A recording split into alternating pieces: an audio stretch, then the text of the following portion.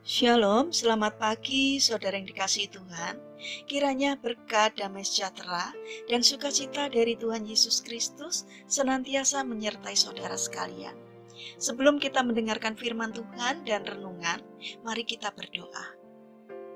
Tuhan Allah Bapa yang baik, kami sungguh bersyukur atas kebaikan dan kemurahan-Mu karena Engkau selalu melindungi kami dalam beristirahat sepanjang malam sehingga kami dapat bangun dalam kondisi sehat dan menikmati indahnya pagi ini. Jika sebentar kami akan mendengarkan firman-Mu, urapilah kami dengan Roh Kudus-Mu agar kami bisa mengerti dan memahami apa yang Tuhan sampaikan kepada kami. Sehingga kami semakin hari semakin bertumbuh di dalam cinta kasih kami kepada Tuhan. Terima kasih Tuhan, di dalam nama Tuhan Yesus Kristus kami berdoa. Amin. Saudara yang dikasihi Tuhan, tema renungan pada pagi hari ini adalah jangan angkuh. Bacaan diambil dari kitab Amsal pasal 29 ayat 23. Demikian sabda Tuhan. Keangkuhan merendahkan orang, tetapi orang yang rendah hati menerima pujian. Saudara yang dikasihi Tuhan, seorang pria tua telah disewa bertahun-tahun oleh seorang anggota Dewan Kota untuk membersihkan puing-puing dari kolam mata air di celah-celah lereng timur pegunungan Alpen. Dari kolam mata air itu, saat musim semi yang indah, akan mengalir air menuju kota mereka. Dengan setia dan dalam diam, ia berpatroli di bukit-bukit, membuang daun dan cabang, dan membuang lumpur yang akan membuat aliran air segar tercemar. Desa itu menjadi tempat wisata yang populer bagi wisatawan. Angsa yang anggun mengapung di kolam mata air musim semi yang bening. Pertanian begitu subur karena saluran irigasi yang bagus dengan air yang cukup. Bisnis berkembang begitu pesat dan ada pemandangan indah dari restoran-restoran. Tahun-tahun pun berlalu.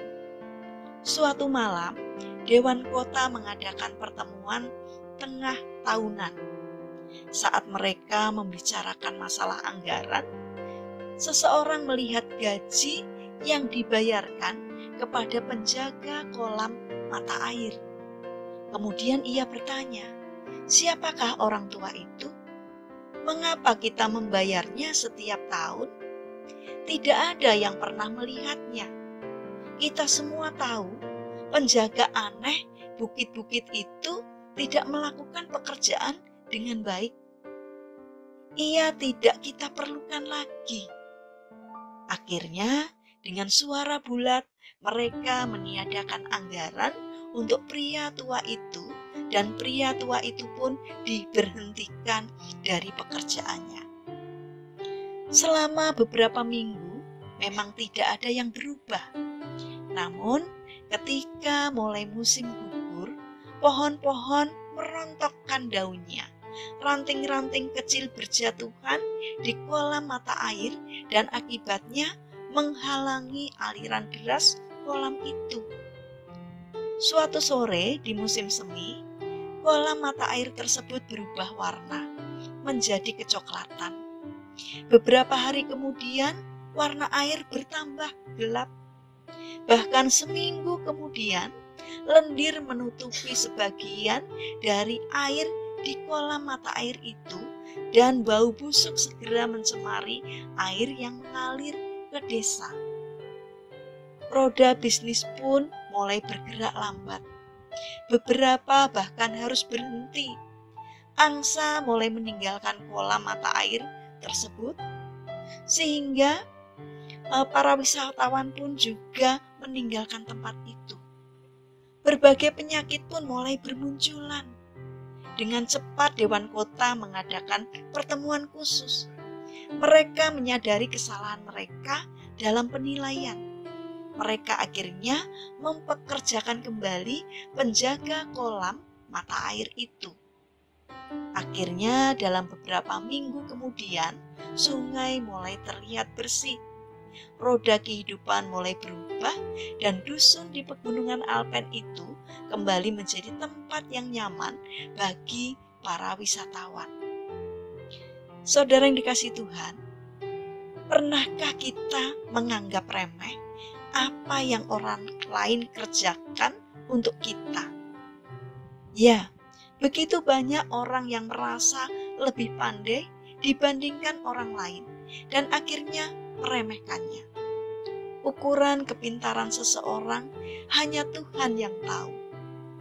Alangkah bijaksananya jika kita bisa menghargai pekerjaan orang lain, sekecil dan seremeh apapun pekerjaan itu. Setiap kita membutuhkan pekerjaan dan hasil kerja orang lain.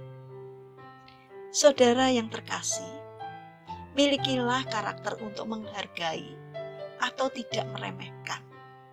Marilah kita saling menghargai dan saling membutuhkan. Karena kita ini diciptakan Tuhan untuk saling melengkapi, saling mengisi, dan saling membantu. Mari kita berdoa. Tuhan Yesus yang baik, berilah kami rahmat-Mu, kerendahan hati, agar kami mampu menghargai pekerjaan dan hasil kerja orang lain tanpa merendahkannya. Karena selama kami hidup di dunia ini, kami membutuhkan orang lain untuk melengkapi kemampuan kami yang terbatas. Tuhan Allah Bapa yang baik, kami ingin serahkan untuk aktivitas kami sepanjang hari ini ke dalam pimpinan-Mu. Kami memohon kiranya Tuhan yang menolong dan memberkatinya. Kami berdoa untuk mereka yang sakit, kiranya Tuhan menjamah dan menyembuhkannya. Untuk mereka yang frustasi dan hilang semangat, kiranya Tuhan menolongnya, agar mereka bangkit dan bersemangat kembali. Untuk pemerintahan bangsa kami, dari pemerintahan pusat sampai yang ada di daerah, kiranya Tuhan berikan hikmat-Mu, agar di dalam menjalankan tugasnya seturut dengan kehendak-Mu. Terima kasih Tuhan, di dalam nama Tuhan Yesus Kristus, kami berdoa kepada Bapa di surga. Amin. Puji Tuhan, saudara yang dikasihi Tuhan, kiranya firman Tuhan hari ini dapat menjadi berkat bagi kita semua. Haleluya.